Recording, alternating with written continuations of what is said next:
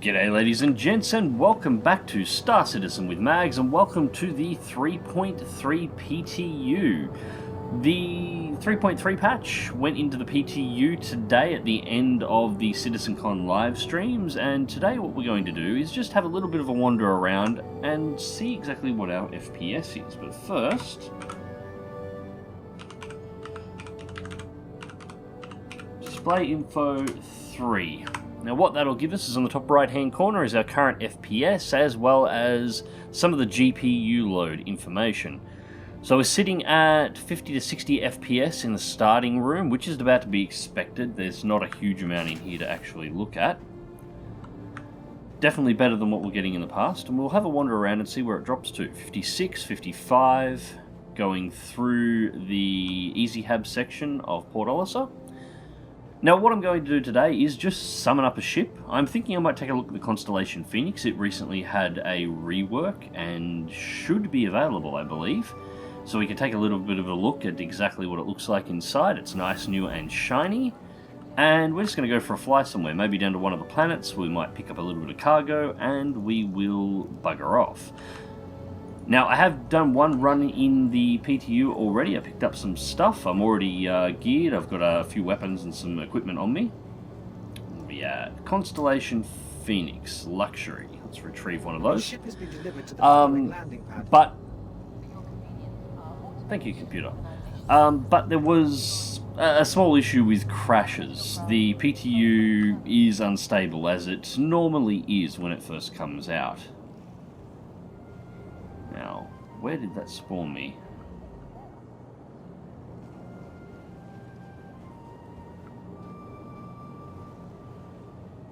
Should be in one of the side lots. It's interesting, I haven't got a nav beacon to it that I can see.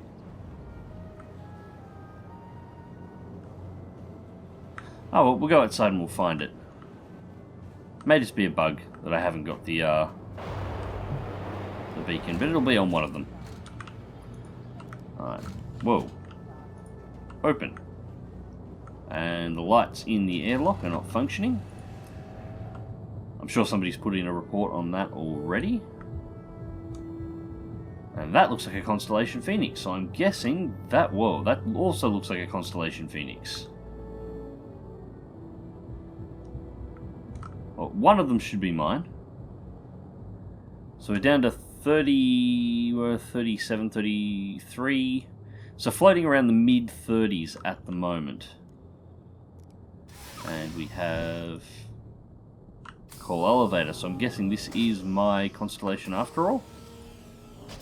Well, it's my Connie now, one way or another.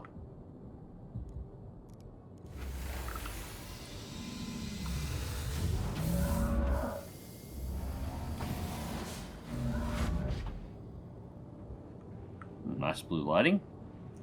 Now the bridge of the Phoenix, as I understand it, is pretty much the same as the bridge of the standard Connies. It's what's behind the doors that's a little bit more interesting, but we'll have a little bit of a look at that once we've taken off.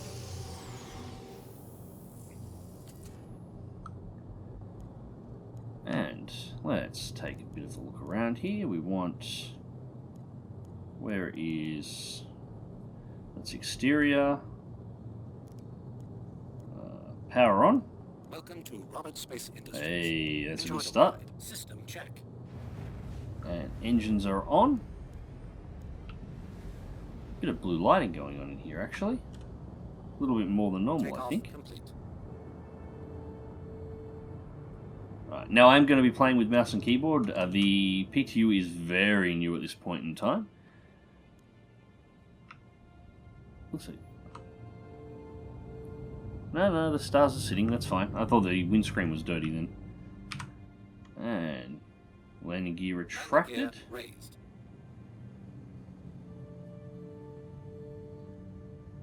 Alright, so we're currently floating at around 46 FPS. Now, what I'm going to do is unlock my track IR. That's better, now I can actually have a look around so we can actually see what's going on. And 48 FPS at the moment on the outside of Port Olisar.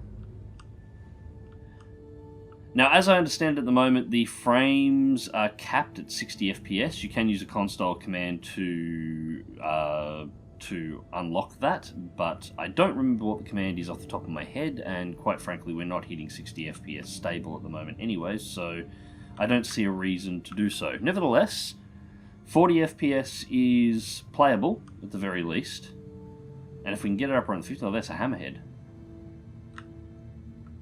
I did take a look at one of those earlier on. I want to save doing a bit of a review on one of those until I can actually get a few people into the PTU with me so we can actually man all the guns. Corvette class, anti-ship, lots of guns, lots of turrets. Alright, let's bring the power on. We'll do one more circle around Ollie.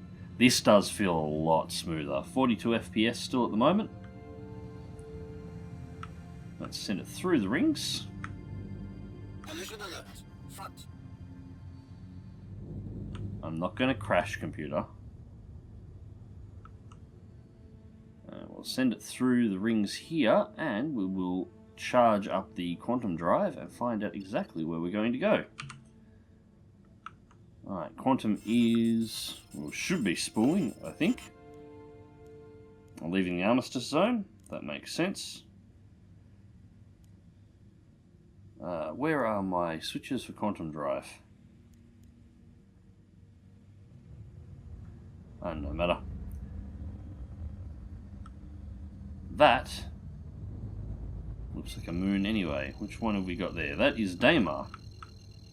Oh, I do like the blue coating for the blue colouring for the HUD now. Quantum drive is now on. And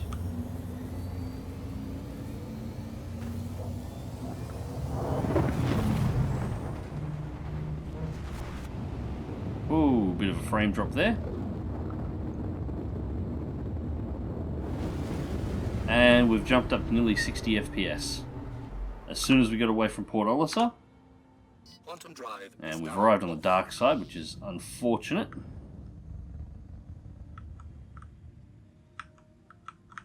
Keep power on to full, and yeah, 59, 60. So yeah, the lower frames were around Port Olisar, a lot of ships loaded. We had a lot of Hammerheads, a couple of Phoenixes, so some larger ships floating around. That was likely what was causing the frame drop, because they were close enough to be inside of the new object container streaming system. Basically, thank you, computer.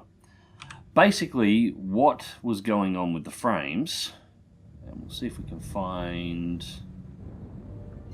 yeah, that'll work.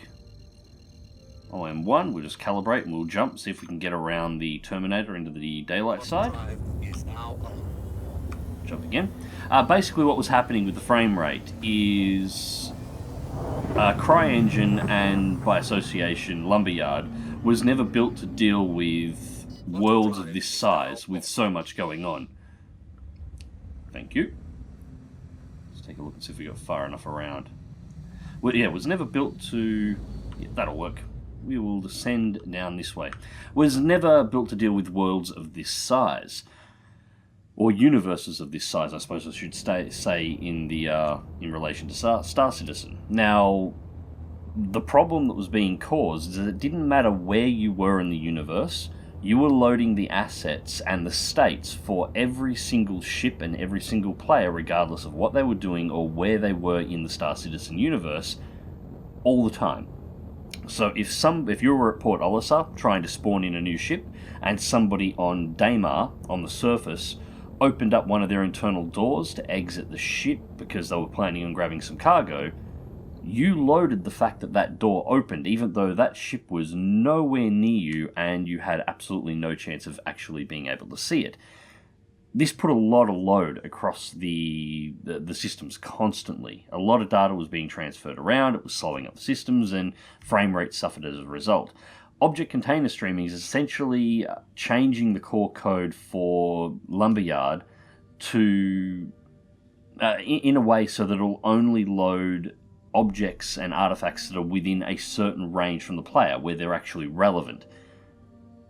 If anything is outside of a certain distance where you wouldn't be able to see the ship, it is just not loaded at all. So, yeah, it takes a lot of the strain away from the system, and the results are showing. Approaching a planet, and we're still in the high 50s. You know, I reckon if I actually uncap the FPS, we would jump up higher than where we're at the moment. I'll have to test that once I find the console command to get rid of the frame lock at 60.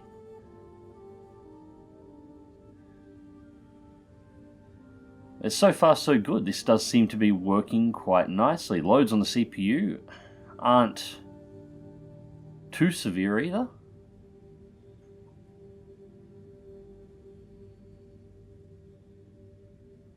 Yeah, not bad. Alright, we'll bring this down to the surface and find a place to land. Actually, I should probably pop up the map. Find a place to actually go to. Skyline it might be now.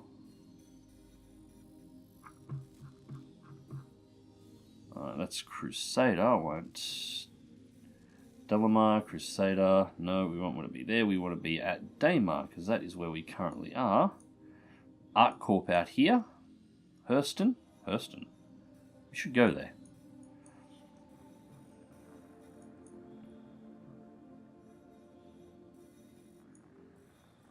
Interesting, I appear to have lost a planet.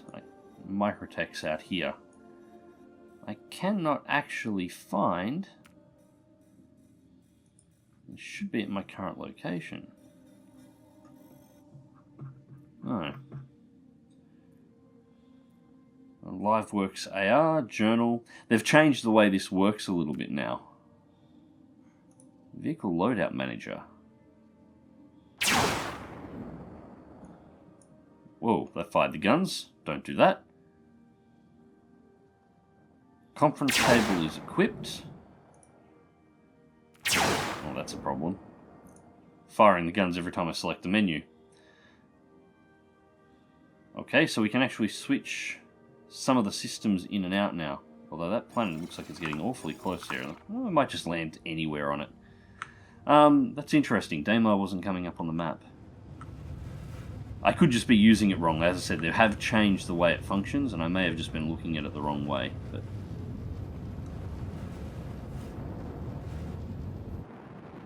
and I do believe we are getting re-entry effects.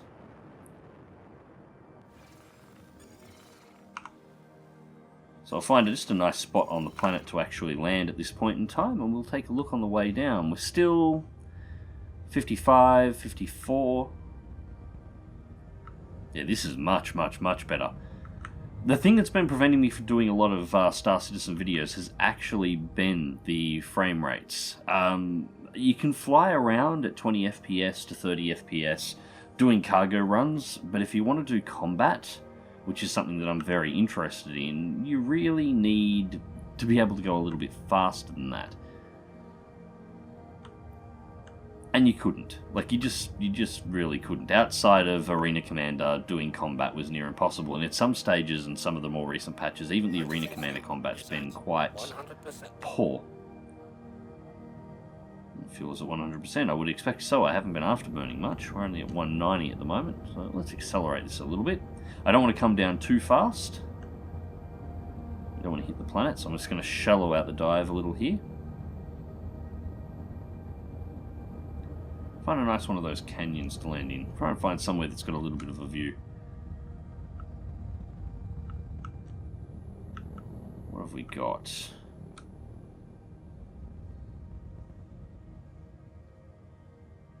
Some nice craters over there, that'd probably do. Those valleys down there would be quite nice. I was reading about the Daymar Rally, which is a community-run event running Drake Dragonflies and Nox's, the new rovers, and actually racing them across the surface of Daymar. I'm thinking about actually getting involved. I do have a Dragonfly floating around somewhere. Alright, hold 190. We'll slowly bring the nose up as we come down. Switch over to landing gear and see if we can find a place to land.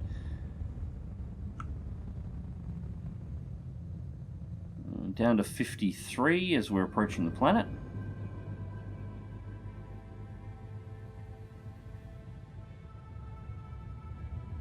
About 200 meters up. Alright. Landing gear. Landing gear deployed. Start thrusting down, and let's bring the nose to 0. They do still need a better system for navigating the surface of planets, I feel. A lot of dust going on here. So, around here looks like a fairly flat point, so we'll start bringing it down. And then we'll have a little bit of an explore of the ship and see what the Phoenix is all about. This is looking okay here for landing, so bring speed to 0.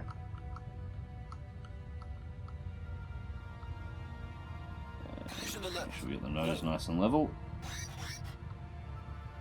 Yes, because we're landing, computer. Landing complete. Alright. Oh, let's power off the engines. I'll center my view and lock my track IR, and let's get out and take a look around the Phoenix. Now we're leaving the power on so the lights stay on and we don't get that dark entry like we did back on Odyssey. Alright, so yeah, the cockpit looks like it's pretty much the same. Possibly some higher quality seats, but that's really about it.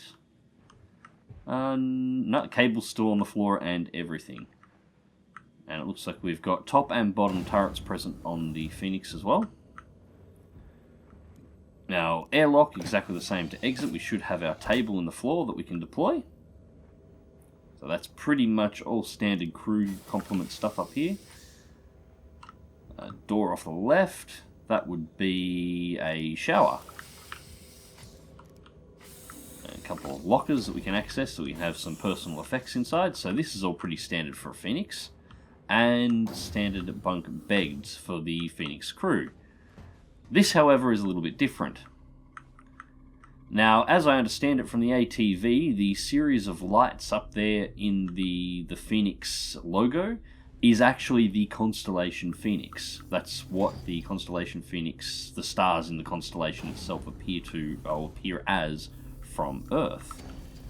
Now, no door to the right.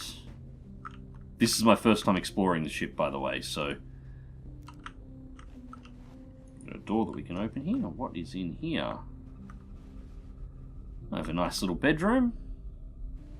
Little empty on the wall over here, but it does have a fish tank, so it's not too bad. It's almost like a couch. A screen with the logo on it. Ha ha ha ha, I like this.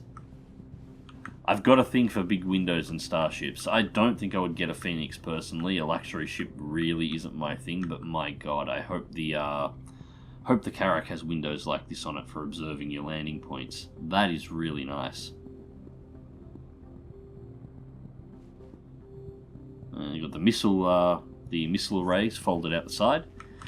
I know originally one of the ATVs said that on the standard Constellation they had to move the missile launchers on this one because when they were in the standard configuration for the standard constellations, they crossed the window and you could actually see the warhead tips up against the glass. Personally, seeing a missile launcher out on the side of the ship like that wouldn't make me a whole lot more comfortable than here. That being said, I want somebody to fly this thing into combat so I can sit here and watch the missile launches, because I think that'll be nice. That's a cool little animation for the Phoenix, and yeah, we get some really nice seats here, which should be functional, I think. Yeah, appears we can get ourselves a nice comfy seat. We got some cards on the table. That is a nice view. This would look nice from Quantum. We're going to have to do something in this. Now, luxury ship, what the hell would you do to it? Well, luxury gameplay hasn't really been fleshed out, but my assumption would be at least one of the jobs is going to be ferrying people around, moving people from place to place. Nothing in Star Citizen is allowed to teleport. So if you're in one location and you want to go to another location, you need to take a ship and actually make that travel distance yourself. Likewise, if they're much like in Elite Dangerous, I'm sure there will be jobs for moving passengers, NPC passengers that want to move from place to place. As I understand what they've been discussing so far is that certain passengers will have a requirement for a certain level of luxury. So, if it's somebody, just an emergency and a refugee that wants to move from point A to point B, you could probably toss them in the back of a large cargo ship and they'd be happy as long as they're getting the hell out of wherever they are to wherever they want to go. But if you're trying to move luxury customers around, they don't want to be in the back of essentially a C-130 moving from place to place. They're going to want something that's a little bit nicer. And this is the kind of ship that they would hire to move them from place to place. A conference table that you know, business meetings around, or the NPCs that you're transferring can have business meetings around if that's what you're doing. I understand there is also a piano that you can actually put in its place. Fully staffed bar, because of course if you're going to have a luxury ship, you need all the alcohol in the world. This actually looks really nice. I really do like this. As I said, I don't think I'd get one, but I really like the look of it. Sinks, dishwashers. Looks like in 1,000 years of technological development, not a huge amount has changed there. And we have a big ass fish tank. And that, as I understand it, is the original Constellation Phoenix model, broken up in the bottom of the fish tank, which is pretty cool. Now this here, yeah, it's not gonna open. Yeah, I do remember seeing this on ATV. This is the jacuzzi. There should be a tub full of water in here, but this is currently locked off because they haven't worked out the water physics yet. The water physics are going to be part of one of the future planetary upgrades. They're going to be putting in a more tropical world, so it'll have oceans and rivers and so on and so forth. And when they get the water sorted out on that, then that, whatever they work out to make the water work, will be transferred into here. But yeah, jacuzzi with a big Constellation Phoenix logo over the top of it, and I imagine these would probably light up as well, the little lights to make up the constellation. Now we have glass here, and if I remember correctly, this is the captain's quarters. And the glass is sort of shadowed from one direction, so you can sort of see the bed in there.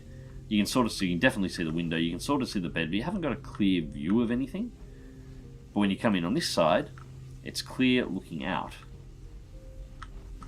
So the captain can be in the room and can see what's going on the outside, but you haven't got a particularly good view going in. That being said, I think you can still see too much in here. I wouldn't be comfortable sleeping in a room with that big a glass panel with that much visibility through it, even though it's not much. Great view of the missile launchers out over the wings though. And the underside of the engines. This would be the cargo bay, you know, in the upper cargo area on a regular Constellation. And this down the back should still lead to the fighter bay for the snub fighter, which is a Merlin, I believe. Which still doesn't currently deploy, they still need to work on that one, but at least it's here. It's interesting. The glass and this one's really shadowed. You've got no visibility out of it, or very little visibility. I don't like that. That should be clear. That'll give you all sorts of trouble trying to keep situational awareness in a dogfight. And you power it on. No, the button's there to power it on, but you can't power it on yet. But yeah, that's the snub, which is in exactly the same place it is on all of the other Phoenix model, or of the other Constellation models that have the snub. Yeah, I don't like that shadowed glass. I really don't. That's really my only complaint about it. That and the fact that it doesn't function yet. But all in good time. Side panels, what have we got in here? Just access for components. Would have expected there to be a light in there. That's a little dark. Anyways, with FPS is jumping a little all over the place at the moment. We're down to about 30 at this point. I haven't seen us drop into 20. Actually, we're sitting at 30 flat. Almost perfectly 30. We are perfectly 30 flat at this point. Oh, there we go. Alright, I was about to say, have we been locked at 30 FPS in this section? Because that's sitting too perfectly, but every time it dips red, we are flicking below. Sorry, during having a look around through the Constellation, I haven't been watching the FPS as closely as I probably should be. It still seems to be sitting in about that area, doesn't it? I wonder if that's got to do with the amount of glass that's in here. We've got all this glass around us at the moment. We're at 30. Let's go up through here. See if we suddenly get an increase when we leave this section. No, it's still sitting at about the same. Still sitting at about the same. Let's enter the seat. Let's see if that changes anything.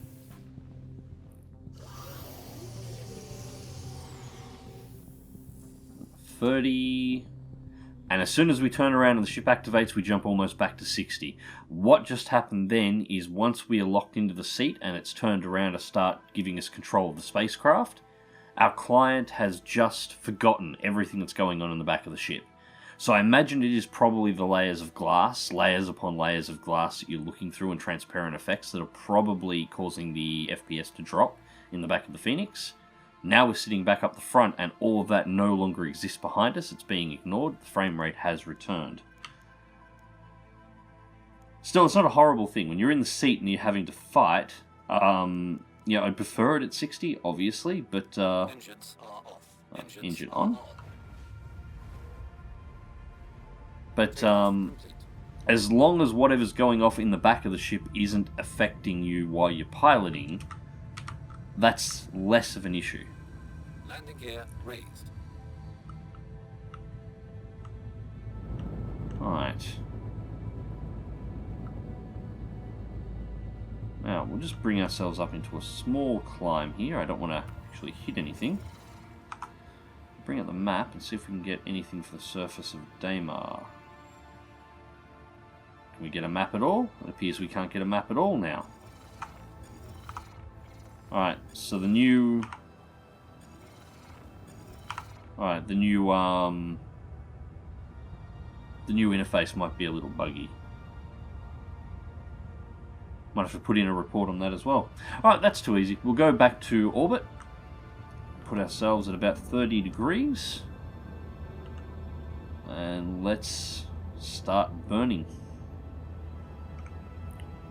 Unlock the track IR. Better.